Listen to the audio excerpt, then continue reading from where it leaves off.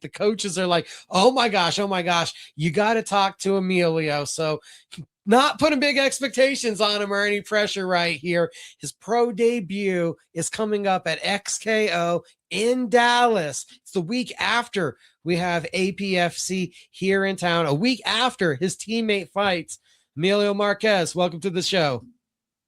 Hey, how's it going, man? Thank you for having me. Oh, my pleasure. How you doing? I'm doing great, man. Just, living life here.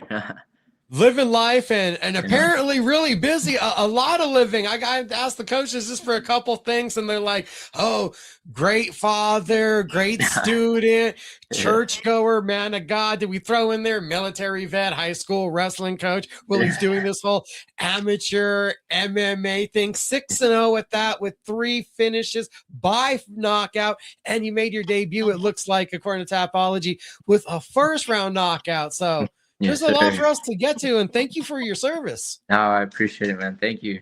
Let's get into it, man. Where is an appropriate starting place with all that we threw out there, with all that is Emilio? I couldn't. I mean, I would say maybe in my military career, we could start there, because I would say that's probably where I took initiative into starting to fight. So we can start there, man.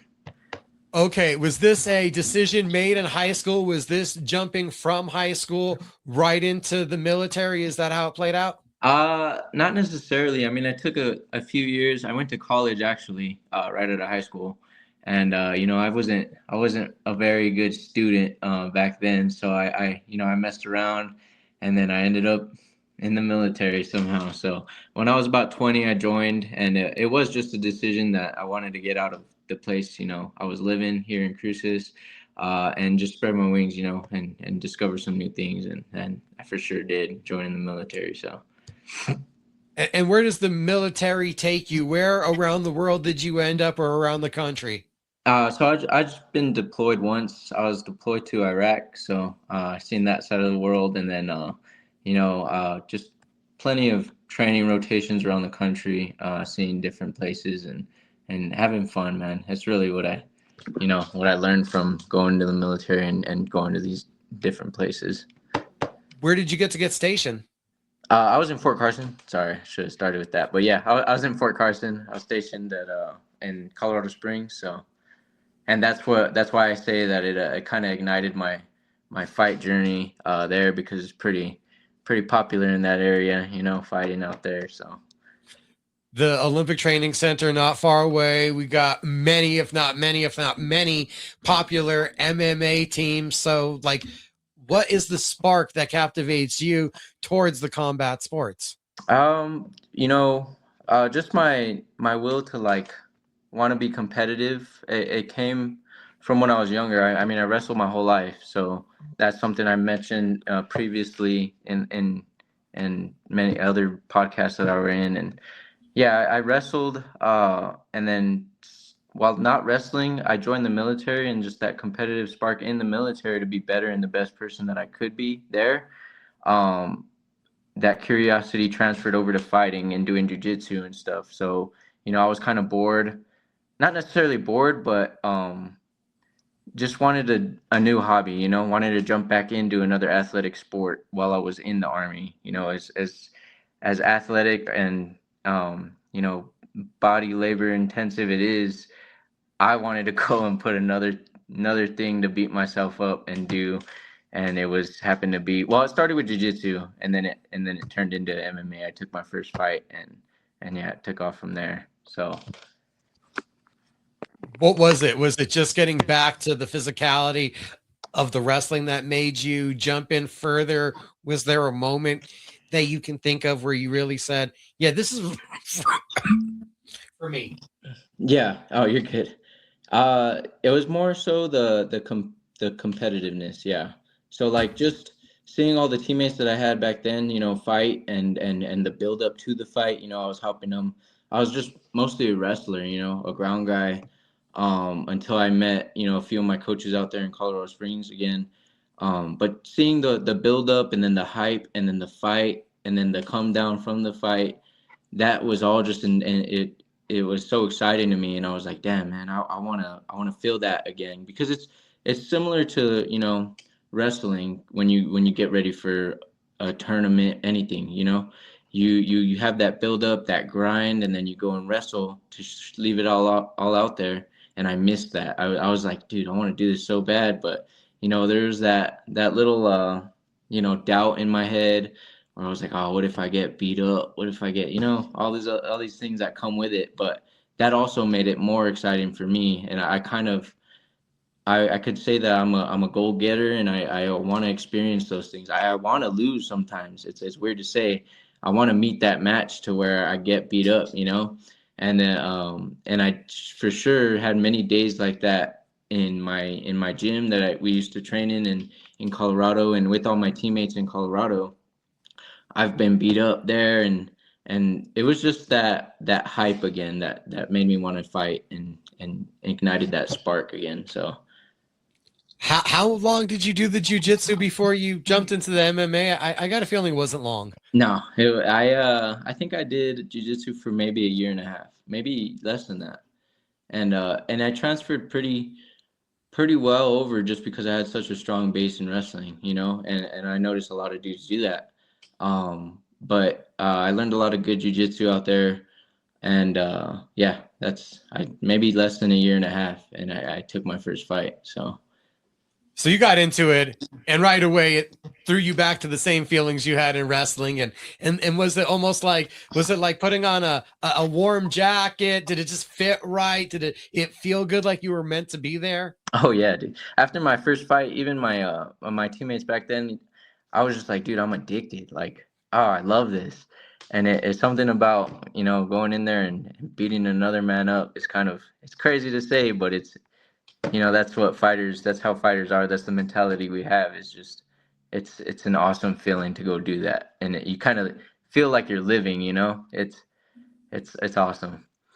So was it that first fight, or were you committed before that, just with the jujitsu, the year and a half, and the getting ready, or was it that fight that kind of sold it for you? So the fight sold it for me. The build up to it, and being able to grind with the teammates that I had, and the people that were in my life back then, it was it was a little bit of both, I would say, but the fight sold it for sure. Like that sealed the deal, and I was like, I want to keep doing this. I want to be somebody in this sport. Whether it's just to go pro or to be an elite pro fighter at the top in the top show. I just kept striving, one thing after the other, and so far I've been doing pretty good. So I'm gonna just keep doing what I'm doing. As an amateur, you fought for some really good promotions in Colorado, some really solid competition. We now have the pro debut coming up for you, as you've now returned here to home, returned to Las Cruces. Like, how big of a decision was that for you, having been stationed in Colorado, started the journey there, had success? Was it a big choice to come back home? Yeah, definitely. It was a huge choice, but I don't regret it at all. I did move back for my family. I wanted to be closer to home, especially because I started my own family, and just having everybody here, it's a different feel. I was more so alone over there with just friends and no family. So there's a bigger structure, bigger foundation down here that I have that also feels good. But it was a big decision, and but I'm making it work, man, and I'm just blessed to be able to continue to fight, and do what I love. So. Was this unexpected, or a surprise for the family that you became a fighter? Could they see this coming? No, they knew. They knew. My immediate family, my mom, my brothers, they all knew. They knew I loved it. I talked about it all the time. Once I started, I was like, Mom, bro, like I want to be a freaking champ one day. I want to be a pro. I want to be all these things, and they got annoyed of me, and but they see me doing it, and they're so proud of me. So I'm grateful for that as well. 6-0. What did you learn in the amateurs? Oh, biggest thing I learned is how to stay calm, man.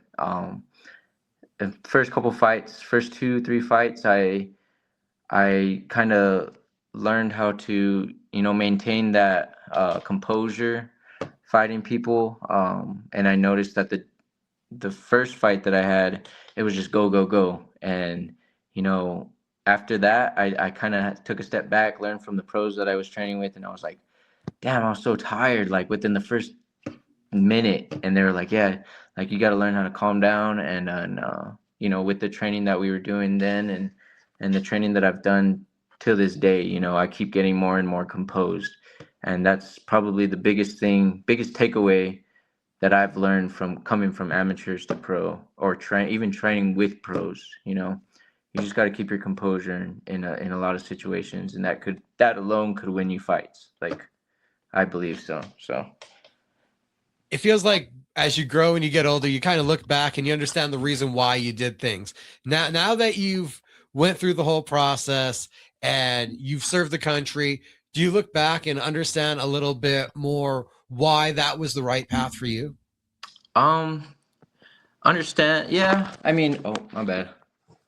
Yeah, I mean, I understand it, but and then again, I believe, that God has this path for us, has this crazy path set out for you, and even though you don't know if it's the right path or the wrong path or whatever it is, you just got to keep your trust in him. Like, and even today, like, I I continue to just keep trusting God, man. It's the hardest. Sometimes it's the hardest thing you can do as a person, and that's what He created us for. Like, for us to trust Him and just live in His footsteps, and you know continue to just be good people. And that's something that I've learned. Yes, from the path that I've been on, is I've been in highs, I've been in lows, I've been all around, dude. But I'm so grateful that it's led me to where I am today, and I'm so happy for it. So, something I just always keep in the back of my head is just to trust God, and be grateful for the things that are right in front of you today, not what's like coming in the future,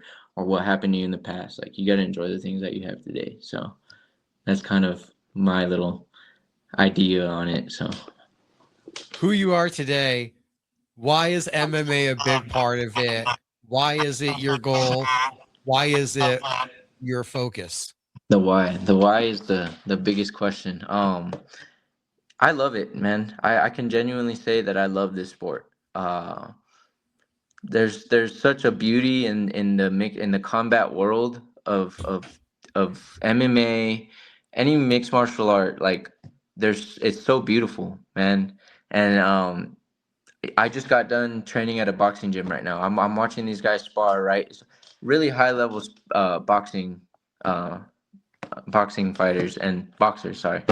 And just watching them, dude, is so mesmerizing. And it's like these dudes, the movement, the head movement, the perfect shots that they take, and that's just boxing.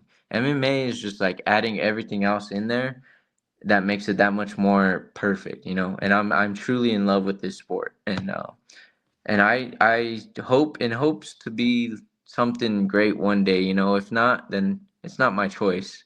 I really believe that. So, but I'm gonna keep working hard, and as of right now, that's what I want to do. That's what I love to do. MMA is just it's a beautiful sport, and that's why I love it, man. XKO pro debut. What's your first thoughts when you hear those words that you're ready to take this next step in the process? XKO's. I mean, I'm blessed to be on their promotion. I'm ready to go to Dallas. Actually, this last fight that I had was on the East Coast. I haven't been in the East Coast in years, especially in Massachusetts where I was.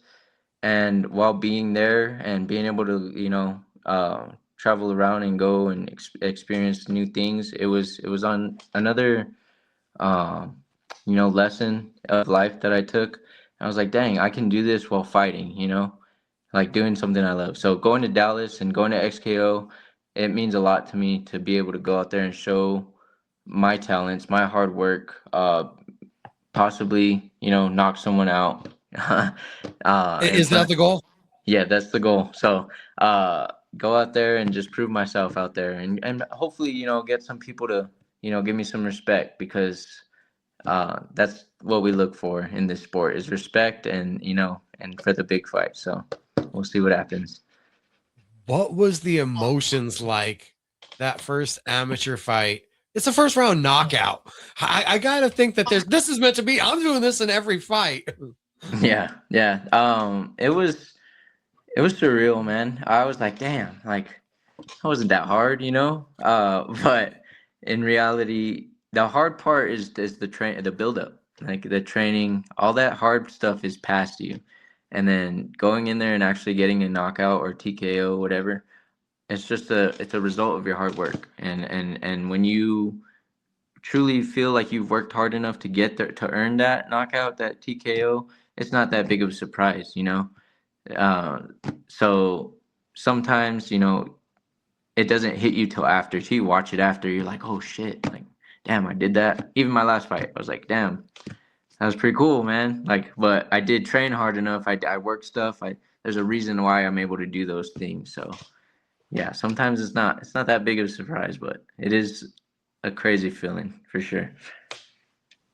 You've had the success as an amateur. You've had this maturation. Is it the right time now? Do you feel like you've learned enough, like the skills, like there's nothing else to accomplish? This is the right time to start the pro journey?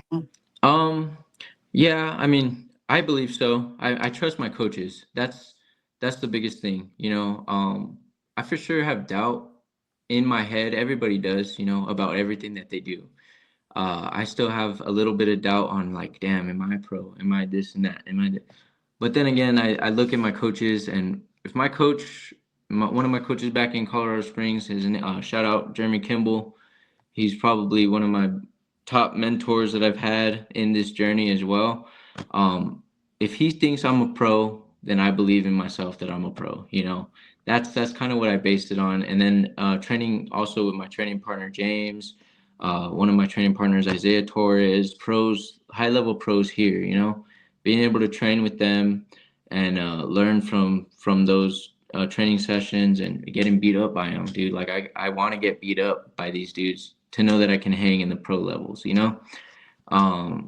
And just seeing those, that kind of builds my confidence in, okay, I do belong here, and I want to make something happen here. So yeah, trusting my coaches, trusting my teammates, that's what reassures me on the pro level. So I got to see Jeremy fight live in a couple promotions, and I think one time complimented him on a Cody Rhodes t-shirt while he was walking by me at a BKFC event. yeah, yeah, he's a cool guy. He's for sure a crazy fighter, man, and I love him as a coach. So What was that relationship like, having a guy that did fight some of in the bigger promotions to learn from out of the gate? honestly, to be completely honest with you, when I first met Jeremy, I didn't know anything about him. I didn't. I also was one of just like a mediocre MMA like enthusiast. I'd watch MMA here and there. I didn't look too much back in the past, but once I looked him up and I was like, holy shit, like this dude's a badass. And I just sparred with him. I just trained with him and this and that. And then we built our relationship, so on and so forth. I continued to train with him. I continued to go with him and the crew, and all my boys back in Colorado Springs, and we just built that relationship together. And it's more like a brotherhood, man. And we've become brothers. This little group of guys, me and him, but it is a cool feeling to know, like, see him fight even to this day when he still fights. It's the coolest feeling. Like, damn, that's my homie, like I get to say that's my homie. So I'm proud of him, and he vice versa. He's so proud of us, and he loves his team and his boys. So Cool guy to get to learn from, a lot of knowledge with all the promotions and all the fights that he's been a part of. So that's had been a cool environment. Now you're in Cruces, you adjusted teams. How much was that transition? How did that affect you? And did you feel like it was a pretty smooth process? oh, sorry, my bad, man. I'm sorry, I lost you the last 5 seconds. Can you? Oh, just when you transition teams, what was that process like? Because moving and then moving teams is always something to get used to. Can you hear me? Yeah. Oh, we lost the sound.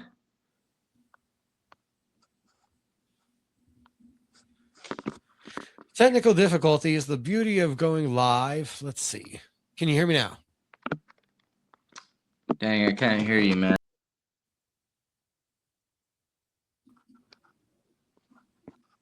Hello?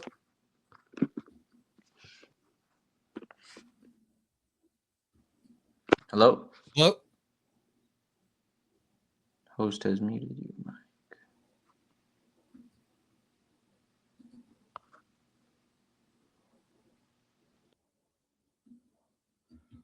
Well, we lost Emilio Marquez before we could get it out. Was just going to keep it rolling, asking him some questions for a couple more minutes. Actually, there he is. Let's see if we get the audio back. All right. You got me? Yeah, now we can hear you Oh, again. my Had bad, just dude. asked the move, the transition. You've been through that now with teams. Was that a big transition for you? Yeah, man. Yeah, along with the move, everything, it was a real stressful transition coming home. When I met Audie and my new teammate James, I only knew Audie through social media, and he had known me actually. Funny enough, he had known me through my older brother, and they grew up together. And he knew me when I was a little kid, and I never knew Audie. And so he hit me up on Instagram or Facebook, and he was like, "Dude, I want you to come train with us. Like, I got one of the top 55ers here in El Paso." He just kept hitting me up, hitting me up, hitting me up. But at that time, I was in the Army still, so I was in Colorado Springs and unsure if I was going to move back. So once I did make the move back, I was like, okay, I need a team. I need someone to go train with. Boom, hit up Audie.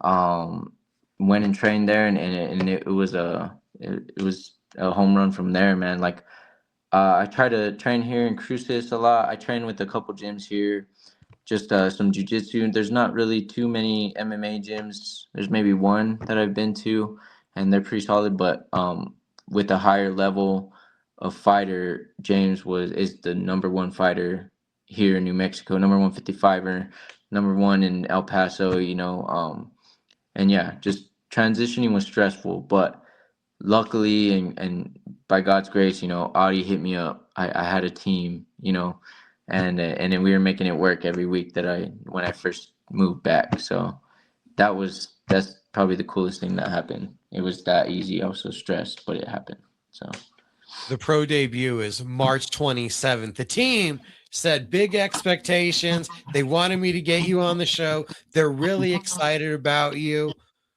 How does that feel that they're that excited about you even? I try to be as humble as possible, man. But they have a right to be excited, especially because of how much hard work we put in. They believe in me because we put in that work in the room and we work on every little thing. We're so tedious with everything, and just the hype with my amateur career, and everything else adding up. It's gonna be a good fight, and it's gonna be a good pro debut for me. And I believe that as well. So it's just great to have that type of support behind me as well. Yeah. Emilio Marquez, thanks for coming on my fight show. Yeah, no problem. Thanks, man. I appreciate you. You have a good evening. Yeah, take it